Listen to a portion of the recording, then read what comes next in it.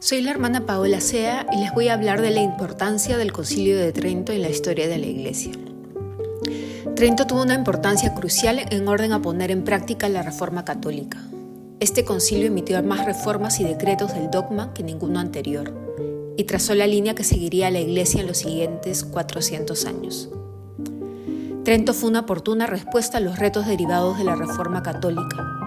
Aquí se reexaminaron la naturaleza de la fe, la gracia, los sacramentos, la jerarquía y la educación del clero. La Reforma Católica inició mucho antes que la, a mi juicio, mal llamada Reforma Protestante.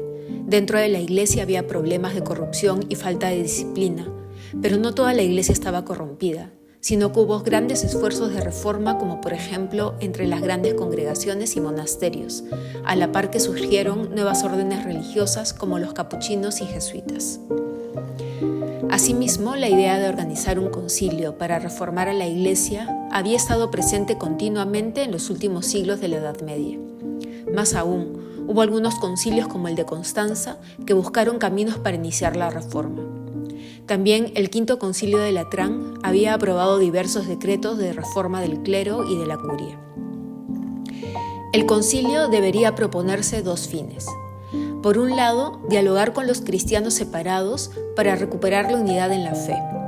Para este diálogo habría que establecer con claridad cuál era la doctrina católica y lo que debía ser considerado que se apartaba de la fe. Por otro lado, el concilio debería promover la deseada reforma en la Iglesia para vivir las enseñanzas de Cristo. Trento no solo discutió cuestiones doctrinales, sino que conjuntamente abordó los temas disciplinares para la renovación eclesiástica. Aunque se ha afirmado que el Concilio de Trento fue una reunión demasiado larga, solo tuvo 3 sesiones, con un total de 25 reuniones reales entre 1545 y 1563.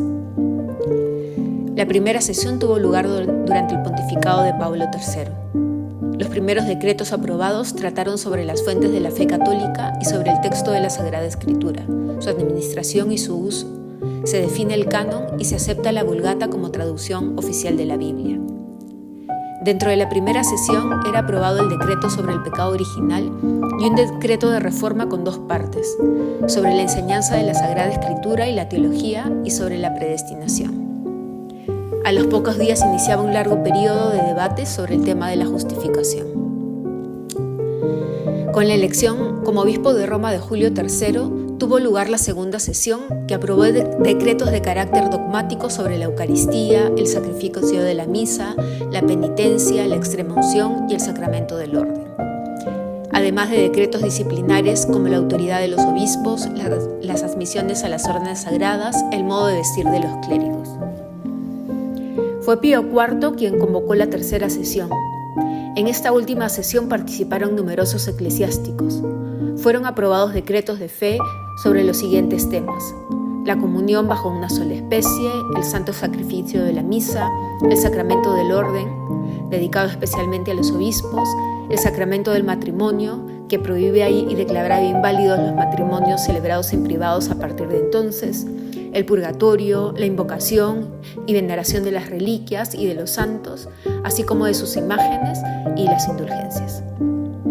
En el campo disciplinar fueron tratados estos temas: la disciplina del clero, la formación de los sacerdotes, con la petición expresa de instituir seminarios para este fin, el modo correcto de celebrar la misa, las normas para elegir obispos y cardenales, la obligación de celebrar reuniones de obispos a nivel provincial cada 3 años.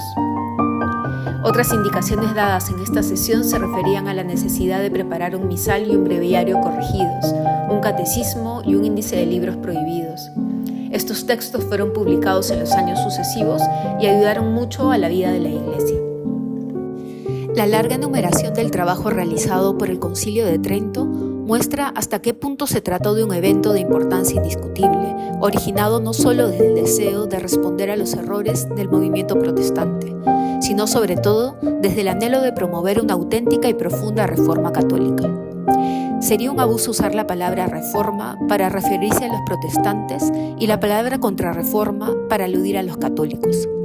Como hemos constatado, los papas no convocaron el Concilio de Trento simplemente para actuar contra los movimientos que se apartaban de la fe surgidos en el siglo XVI, sino sobre todo para actuar a favor de una profunda renovación en la misma Iglesia, en todos los niveles, incluyendo la doctrina, los sacramentos, la liturgia, el clero.